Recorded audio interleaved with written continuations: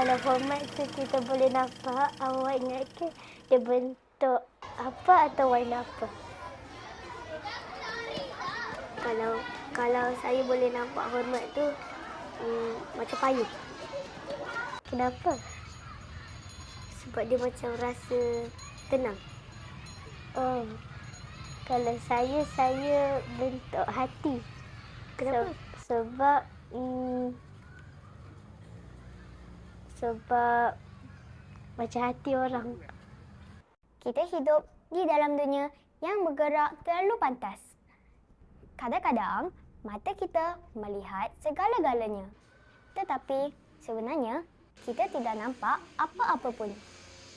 Awak rasa siapa orang paling halimunan, tapi kalau tak ada, dia akan jadi kucak-kacir?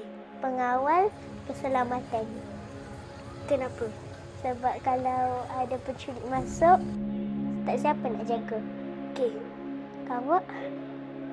Kalau saya, makcik kantin. Kenapa? Sebab kalau dia tak ada, kita tak boleh makan. Kita terlalu sibuk dengan urusan sendiri. Sehingga kita terlupa di sekeliling kita. Ada jiwa-jiwa yang sedang menagih sedikit ruang. Agak-agak, kalau hormat tu boleh dengar bunyi dia macam mana?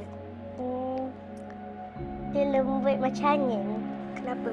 Sebab kalau ada orang cakap terima kasih kan dia tak jerit-jerit. Dia lembut je. Abangnya cantik.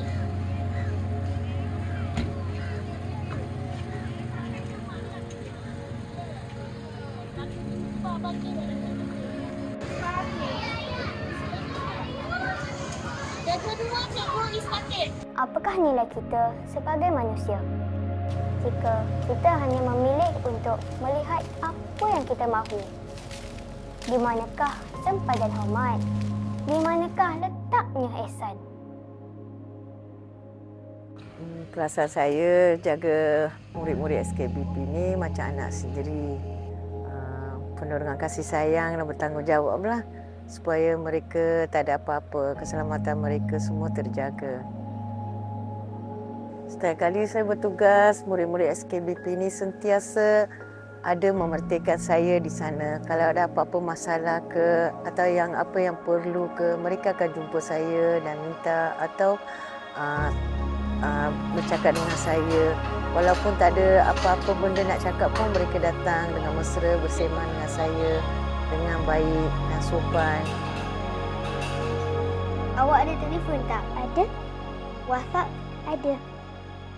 Kalau awak ada WhatsApp, kalau dia hantar emoji senyum dan baik-baik, itu tanda hormat tak? Hormat, tapi kalau dia tulis yang bukan-bukan atau tulis yang tipu-tipu, tu maksudnya tak hormat lah.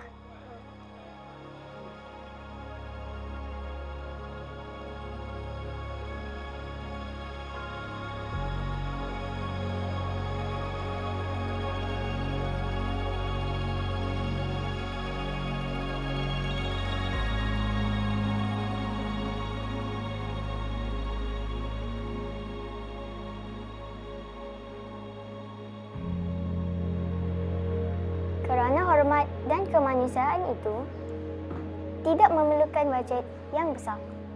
Ia tidak memerlukan jawatan yang tinggi.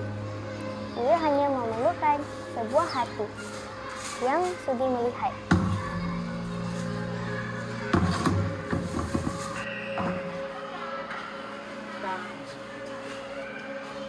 Kebaikan kecil yang kita lakukan hari ini mungkin menjadi dunia yang besar buat orang lain. Jangan tunggu dunia berubah untuk menjadi baik. Mulakan dengan diri kita. Hari ini, di sini. Saya Isnaila binti Muhammad Narizwan untuk BP News TV SK Bandar Putra.